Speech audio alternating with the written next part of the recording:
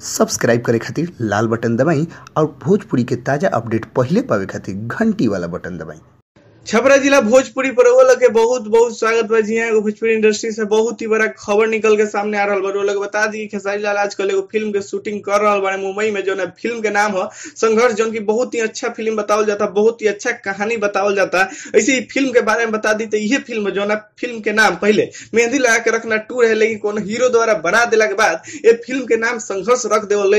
काहे कि जितना भी कलाकार बालो जो उनकी मेहंदी लगा के रखना वन में रहे लोग, उहे कलाकार में बालो, यानी कि काजल अंगवानी बारी, रितु सिंह बारी, संजय पांडे बारे, अवधेश मिश्रा बारे, तमाम वो कलाकार बालो जो मेहंदी लगा के रखना के बहुत सुपरहिट बनले रहे लोग। ओकरा बाद फिल्म मेहंदी लगा के रखना 2 बनत रहे, लेकिन ये नाम चेंज करके एक संघर्ष रख देवल गई। ऐसे ही फिल्म के गाना के शूटिंग मुंबई में चलता है। एक बाद वाला सीन के कहीं भी शूटिंग हुई तो अगर कोनो जानकारी मिलता रहो लोग के सामने हमसे जरूर लाएम सन।